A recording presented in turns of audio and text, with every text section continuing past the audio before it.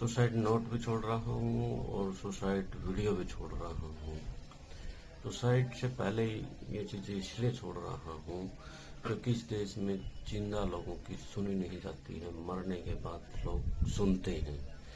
जिस प्रकार सुशांत राजपूत, रोहित वेमुला और भी काफ़ी ऐसे लोग हैं, जब वो जिंदा थे तो उनकी कोई नहीं सुनी, लेकिन मरने के बाद उनकी जांच भी हुई, उनकी बात भी सुनी। सोशल मीडिया पे पॉलिटिकल लीडर सभी ने इनके सोशल एक्टिविस्ट उनकी जो बातें कहना चाहते थे वो बात मरने के बाद कह पाए। यानी कि जिंदा व्यक्तियों की बात करें तो क्यों नहीं आखिर उनकी सुनी जाती है, मरने के बाद ही क्यों सुनी जाती है उन सब की बातें। अब आप ये कहेंगे कि कुलदीप खंडेलवाल बुज़दिल था, डरपोक था। नहीं, मैं एक बार नहीं लगभग 4-5 बार ये लड़ाई लड़ चुका हूँ। पहले भी मेरे ऊपर झूठे केस हुए हैं, उनमें भी हम जैसे आप फेस कर रहे हैं इसी तरह हमने पहले भी फेस किया है उन सभी चीज़ों को। इस व्यवस्था से बड़े हताश हैं क्योंकि यहाँ पे नेता पुलिस फर्जी मुकदमों में फंसाती है।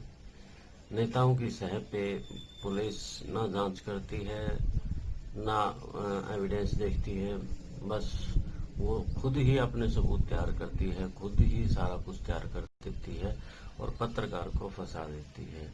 आए दिनों इनके पत्रकार को ही टारगेट किया जा रहा है। हर किसी के लिए कानून है लेकिन पत्रकार के लिए कोई कानून नहीं है। उसको जब मन में आया पॉलिटिकल लीडर ने फंसा दिया, जब मन में आया किसी बिजनेसमैन ने फंसा दिया, जब मन में आया तो किसी और पुलिस ने ही फंसा दिया। यानी कि जिसकी भी आवाज़ उठाए वही फंसा देता है उसको। आखिर क्यों?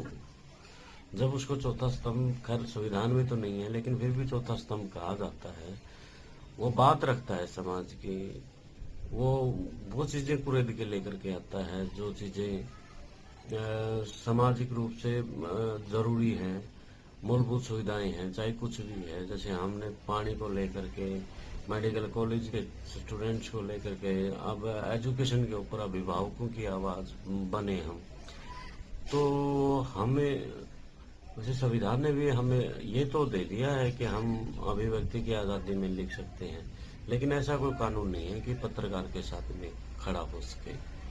मैं अपने 4 केसों के बारे में आज बताने जा रहा हूँ जो यानी कि मुझे बार बार फंसाया गया। पहला केस पंजाब के चुनाव का था जिसमें मुझे धमकियां वगैरह मिली। हमने उस बातों को पुलिस के सामने रखा, लेकिन पुलिस ने एविडेंसों को तोड़ मरोड़ के वो कर दिया, पेश कर दिया। हमारे साथ वहाँ पे धक्का मुक्की की, मारने तक की बात हुई। लेकिन जब हमने उसकी शिकायत ऊपर सीनियर अधिकारियों से की तो उन्होंने मेरे साथ जो साथी गए थे उनके घर पे पंचायत लेकर के चले गए और जातिगत उसको इमोशनल कर दिया पंचायती रूप से, तो उसे मजबूरन मेरे खिलाफ यानी कि गवाही देनी पड़ी। इसके बाद डीएवी स्कूल का मामला हुआ। डीएवी स्कूल में भी हमने एक बच्चों को ठोकी हुई थी पूरी, जो मैजिक थी उसको लेकर के ही खबर बनाई थी, लेकिन हमारे ऊपर आरोप लगा कि आप मैडमों को छेड़ रही थी। अब पुलिस, आपको पता है कि आपस में उस टाइम जो डीएसपी था वो भी जातिवाद का शिकार था। वहाँ पे जो मैडम प्रिंसिपल थी वो एक ही जाति से थे, तो जाहिर सी बात है उनका आपस में मजाक गया।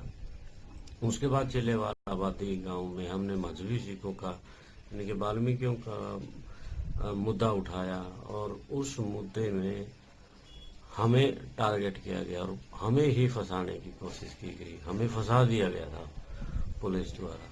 और अब जो पृथ्वी नंबरदार ने किया है, हमने खबर लगाई थी कि इनेलो में शामिल हो सकते हैं, संभावना व्यक्त की थी। यानी कि चर्चा यही थी शहर में कि अगर चेयरमैन का पद पृथ्वी नंबरदार को नहीं मिला तो वो दोबारा इनेलो में शामिल हो सकते हैं।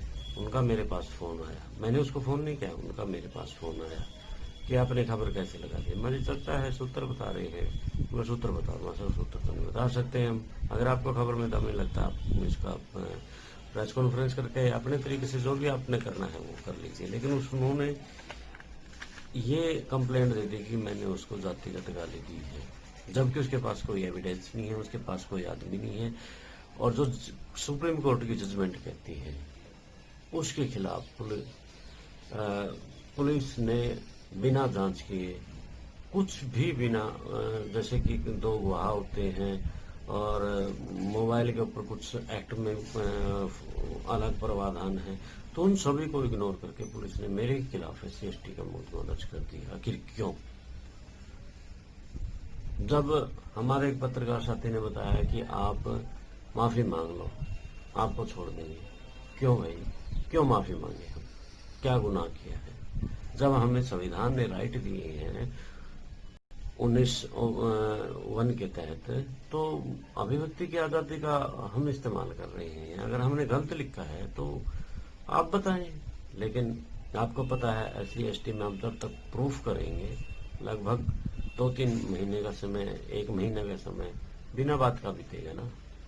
अब कुछ साथी कहते कि हम लड़ेंगे, हाई कोर्ट में जाएंगे। अब हाई कोर्ट के लिए भैया कम से कम 1,00,000-1.5 लाख रुपए की जरूरत है। अब मेरे पास इतने पैसे है नहीं है। अब लॉकडाउन में तो 3-4 महीने से घर बैठे हैं, गेहूं भी कहीं ना कहीं से पैसे उठा करके लिए हैं। अब इतने पैसे हम कहाँ से मैनेज करेंगे? बड़ी समस्याएं हैं। एक ही रास्ता निकलता है इसका। बेशक से हमारे बच्चे, यानी कि पत्रकारों के वैसे बच्चे, ना अच्छी एजुकेशन मिल पाती है, ना कुछ अच्छा उनको मिल पाता है। अब वो मेरे बच्चे तो बिछड़ेंगे, लेकिन एक बात जरूर रहेगी, शायद मैं ना रहूं, लेकिन इतनी बात जरूर है कि शायद मेरी आवाज पहुंचे, क्योंकि सुशांत की आवाज पहुंची है, रोहित वेमुला की बात पहुंची है, शायद कुलदीप खंडेलवाल की भी बात पहुंचे है। इसलिए मैं परसों न्याय के मंदिर के सामने, शायद मुझे नहीं करना चाहिए सुसाइड, लेकिन परेशान, हताश कर भी क्या सकता हूँ, क्योंकि हम नेताओं के, पुलिस वालों के से लगभग 3-4 साल से लड़ करके परेशान हो चुके हैं।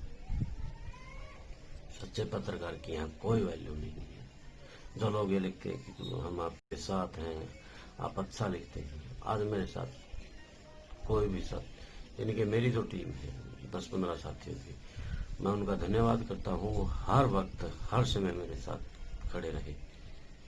लेकिन हमारे जो पत्रकारों की बात है, हमारी जो यूनियन है, वो भी हमारी कहीं ना कहीं बात नहीं पहुंचाती है, वो भी कहीं ना कहीं हमारे साथ नहीं खड़ी होती है। सभी मामलों में पत्रकार जो हमारे प्रधान है, वो साथ हमारे खड़े नहीं नजर आए।